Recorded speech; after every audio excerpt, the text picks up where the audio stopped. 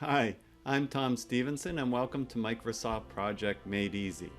Today we're going to be looking at baselines, and I've just shot a previous video on baselines, so on this one we're going to do a little bit more advanced things. We're going to be looking at multiple baselines, and I've had a lot of questions from some of my subscribers on, well, if I set a baseline, how do I set and record changes that I make in my schedule? So how do I make sure that that shows up? Because when you make a change, you're adding something into the schedule after you set the baseline, it doesn't have any history, and then you can't track it. So I'll show you how you can also baseline selected tasks, and we'll just get to it. So some of the things I'll just go over quickly on the setting of the baseline, but if you need more in-depth aspects of that, just check below in the description. I'll have a list of my other videos that I have in MS Project, and just look for the one that says baselines, and you should be able to get some of the more basic information gathered together, because it can be a little bit confusing, baselines, to be quite honest. And I don't think Microsoft Project exactly explains that well, or it's that self-evident. Essentially, a straight baseline is simple enough. It's just a snapshot of what you're done and what the plan was. So really what the plan is, takes the snapshot of it, and then when you do stuff, you can compare to the snapshot. And there's 14 different variables or columns that you can compare to. Not everything, but a lot of the vital information. So in this particular simple example, I've actually got same as my previous video that I did. I've got 6 tasks, and very simple. That way, if you want to test it out, that's the other thing I advise, you test these things and see how they work for you and get a good understanding and feel for it. It doesn't help just looking at YouTube videos. You got to actually click the keys. And so I've tried to make it very simple, task 1 to task 6, and then you can just put in your durations. And why don't I make this one here? I guess I've been playing around with it a little bit. Even simpler. So we got 1 to 6 there. You could easily set that up. You could freeze your screen, copy it, etc. And you notice I've got some resources applied. And if this is too advanced for you, again, go back to some of the basic videos that I've got on my YouTube channel. Start at 1 and just work your way up, and you'll get it. It just takes a little bit of time and effort. So if you slide to the left of your screen, right click. I also created on the resource sheet one resource, very simple, and that's laborers. And I actually put them up to 1,000%. That means I could have 10 laborers working and crossing over each other without it showing an over allocation. I picked a very simple number, $50 an hour. So I'm going to slide back to the right with that done, just so you have an idea. And then I just applied single laborers to each activity. They're sequential, so there's one after the other. They're linked together. That's why they're all showing critical. Okay, so I now am going to click on the project tab, which is right there, and I'm going to go to set baseline. So I set the baseline. You pick for the entire project right now. That is the default, and I'm going to click OK. And as we know from before, this copies the start into the baseline start, the finish into the baseline finish. And that means that we won't change this going forward, but this will likely change on any project. Plans always change. They're not static. They're dynamic. And then you will measure the variances. So that's the nice thing about a single baseline, the default baseline, you can see the variances. Now, Microsoft Project allows you to set up to 11 baselines. There's the original, which is fundamentally the most important one because it will compare to variances, but you can save up to 10 other baselines, the information.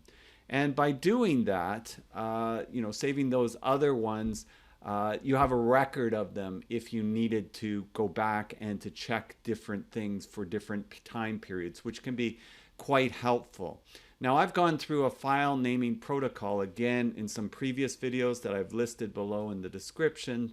And if you look for file naming protocols, that's a different kind of setup the way I will go through a construction project that might be, say, 20 months long every month, how you should record that. I wouldn't advise trying to do that with baselines, changing the baseline every time or recording the baseline every time. You could do that if it's just a few updates, but on larger projects you have many multiples of updates, so I would recommend the file saving protocol process. But with this baseline process, it can be very helpful for you as you can gather. For example, baseline, the one that we just saved is here. Now I could also go in and just right now go baseline 10 and say set baseline, click OK. And so now it has actually saved or set two baselines. You have to excuse me if I say saved. Older versions of Microsoft Project used to say save baseline. Most of the newer ones will say set baseline. So you see it says set baseline, baseline. It tells you when it was last saved, so that's today. And you see that number 10 is last saved on the same day as well. So these two I've done the same way. And so that's what I was able to do with that. The other thing I could have done is I could have said set interim plan, and then interim plan is really only saves like one variable, start and finish one as an example, all these different ones. But I could have said set interim plan, and I could have said up here copy baseline to baseline 10, and it would have copied my original baseline and it would have copied it into baseline 10. So it would have in effect done the same thing that I just did. And if I click OK, it's going to say, are you sure you want to overwrite the data in that baseline, right? 10. So I'd already set it, so it's now going to overwrite it, but it's going to overwrite it with the same information. So for example, if I insert column and I go baseline and I'm looking for baseline 10, let's call it the start one. So it's down here, baseline 10 start. It should have the same data as baseline start, right? So it should have the same data as baseline start for each one. So it's recorded that just as an example. I'm just going to delete that from, actually before I do that, I'm just going to go insert column. And these are the 14 column types that get recorded. So each one of these columns is recorded that you can always go back to and refer to them in the future. Key ones that I would note to you: baseline cost, baseline duration, baseline finish, baseline start that I just did. If you're doing cost loading and you're using the fixed cost columns, then that could be useful. And baseline work if you're monitoring work hours, and maybe it's your own workforce in this case of a construction project. That can be very helpful because that'll compare what your plan was for hours and what did it actually end up taking in hours. Good feedback mechanism for you. So for each one of those 1 to 10 and the original baselines, you've got 14 columns. So you see all these columns that get taken up by that, right?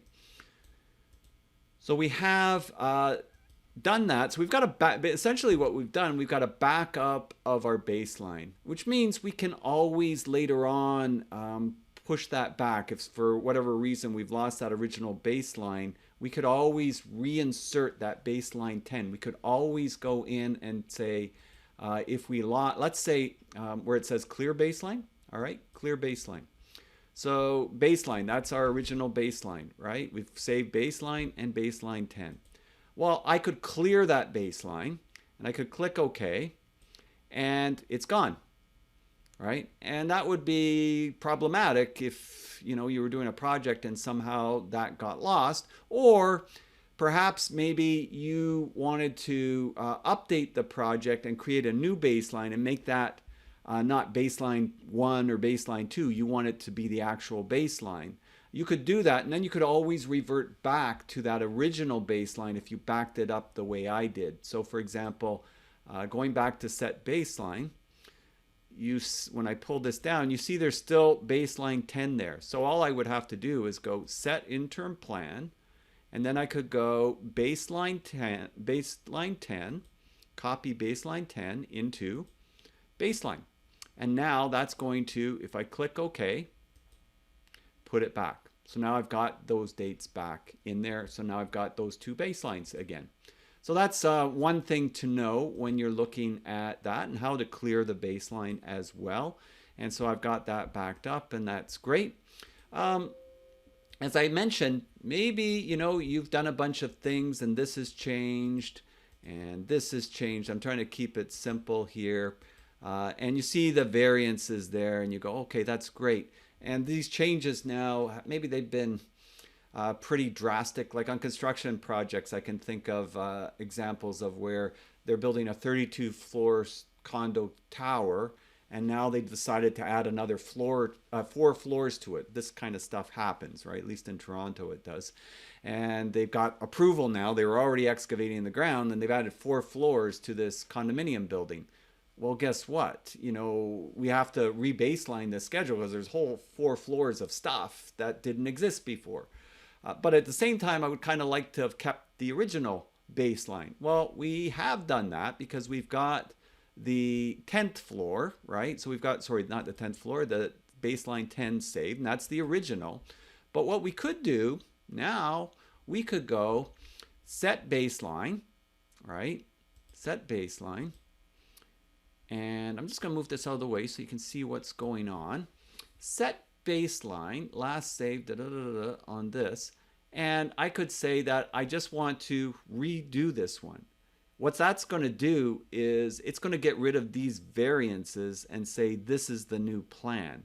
So that's going to zero this out, and it's going to recopy this that now has these changes over here. So if I do that and I click OK, it'll warn me before I go further, right? It's going to warn me and say, hey, baseline has already been used on this date. Are you sure you want to overwrite it? So think very carefully before you say yes. I've also got it backed up into baseline 10, so I could always bring it back. That's one of the key things there. And I go yes, and see how it zeroes that out. So now it's going to be following this new baseline. So any changes I make now are going to show the variances here. You only get to see the variances in the main baseline. You only see the variances in the main baseline.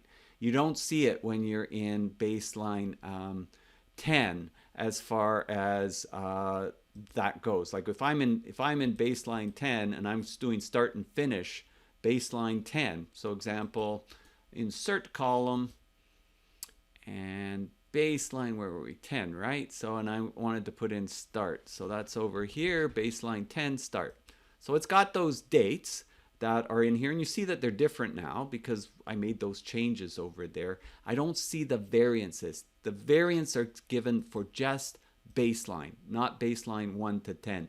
They don't have a start variance 10 and a finish variance 10.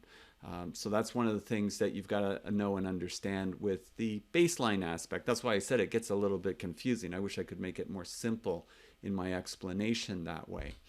All right. So we have this new baseline structure set here, and this is what we are following in this particular case, and we're zeroed out here. So we'll keep that as our example going forward for now.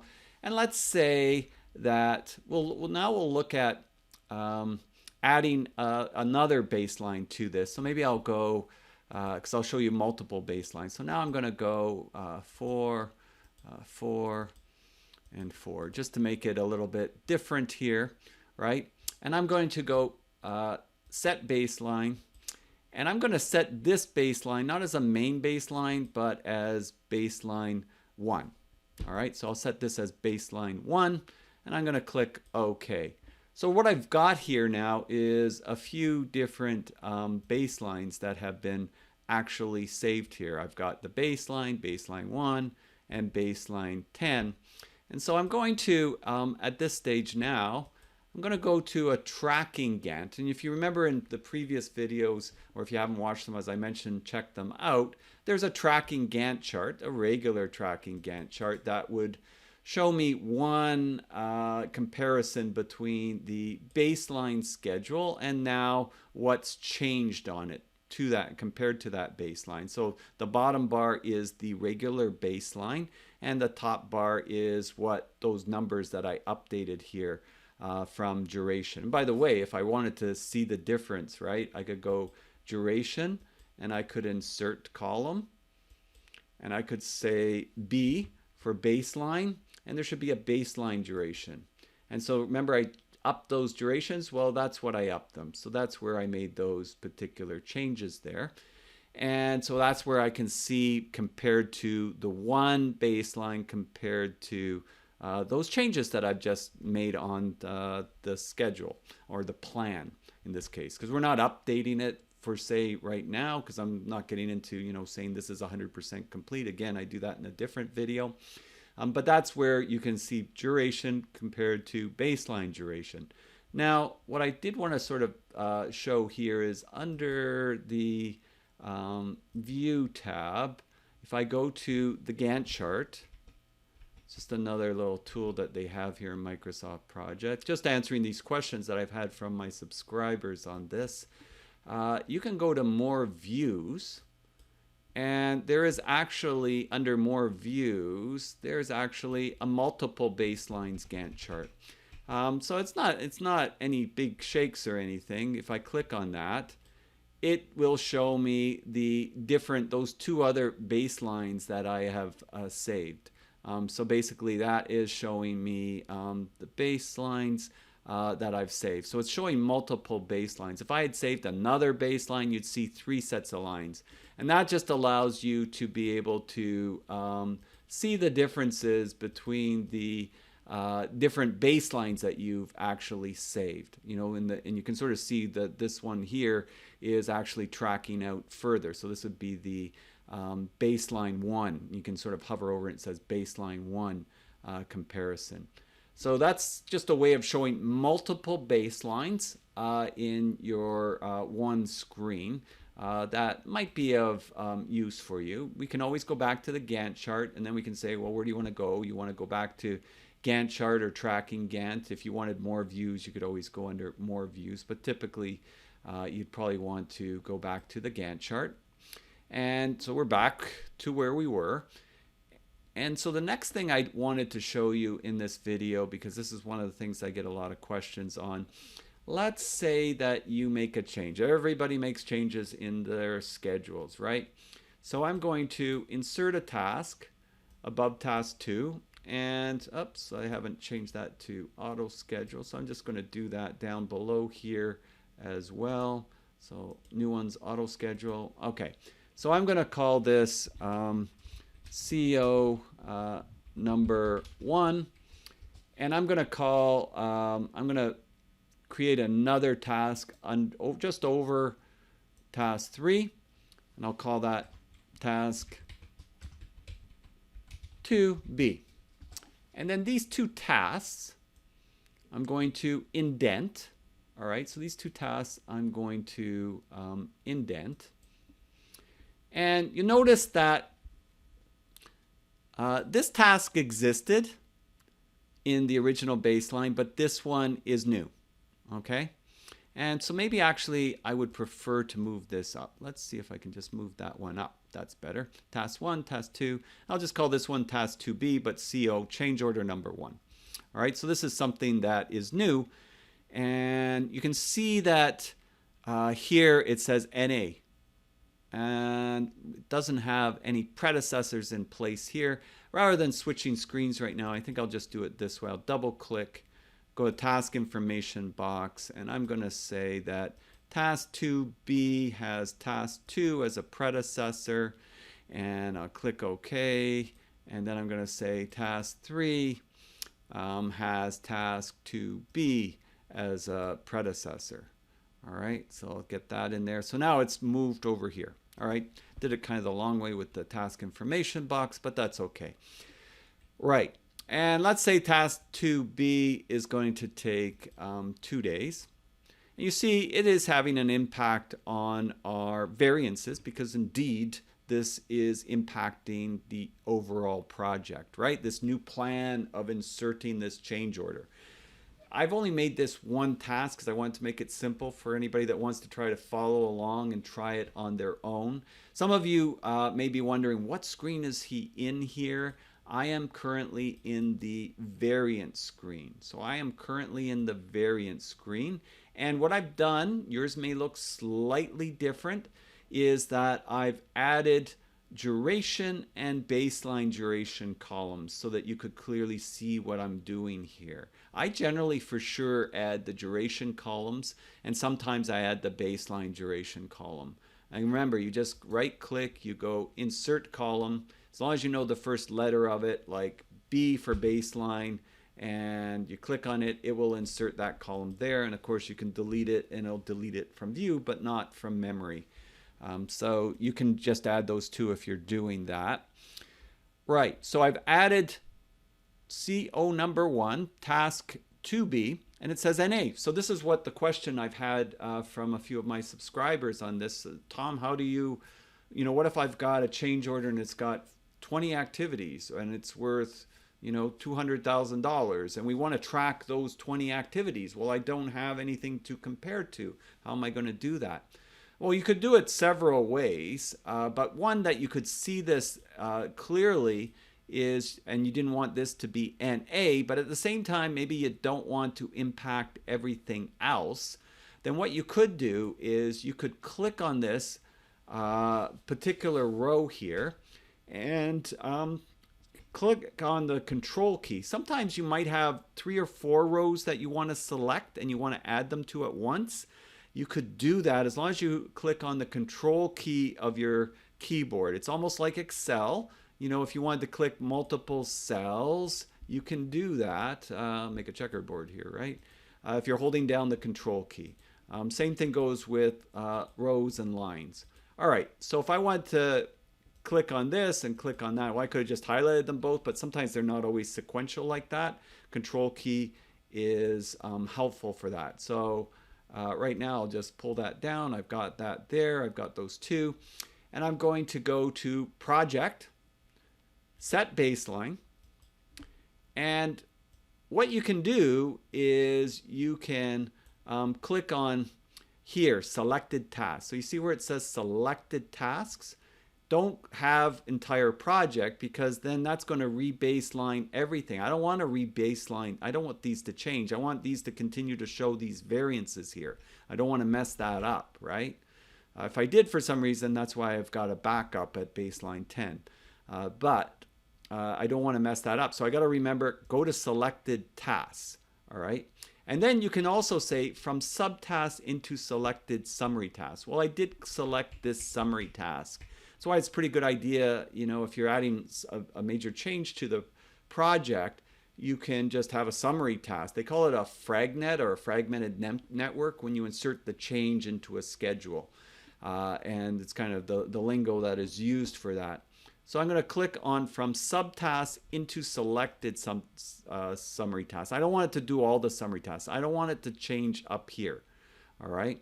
And I could, if I wanted to do this every time I do this in the future in this particular project file, I could go set as default, and that'll be the default unless I say otherwise. Probably not a bad idea. So I'm going to set that as the default. And what should happen is these dates, the starts should be pasted over here, and the finishes should be pasted over here, right? It shouldn't change any of these other days in here. These should all stay the same. All of these should stay the same. So we shouldn't see anything going on there. And I'm going to click OK. And it's going to prompt me, are you sure you already want to overwrite this? But you're not overwriting the whole baseline. You're only overwriting this part that's in that project file. So say yes. And so that's all that happens in there. Now, if when you're actually tracking it, so that tracking it means you're actually doing the work, updating it, which again, that's in another video because this one's just focusing in on baselines. Watch what happens. If I change this duration now to 4 days, I will be able to track those variances on that change order part. You might say, oh, that's not that big a deal. It's only one activity. But a lot of times it can be substantial, right? It can be quite substantial. I just talked about a condominium building too. Well, that would be totally re-baseline. But a change, every time I have a change, I don't want to re-baseline the schedule necessarily. Some construction projects, as an example, have hundreds. I've had clients that have construction projects that had changes that were in the thousands, believe it or not. multi-billion-dollar projects, but just the same. You wouldn't want to try to be re-baselining that all the time. So this is one methodology for being able to track that without impacting the other components.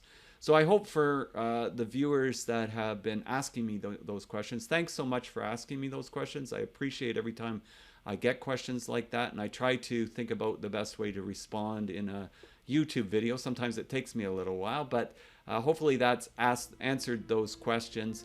And if you've enjoyed this video, it helps me out if you subscribe and follow along. I've listed the descriptions below. If you subscribe and you go to the MS Project playlist, you'll see I think I am up to around 23 or 24 videos on MS Project right currently.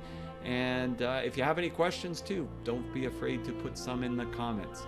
So I'm Tom Stevenson, wishing you a wonderful day, and we'll see you next time. Bye for now.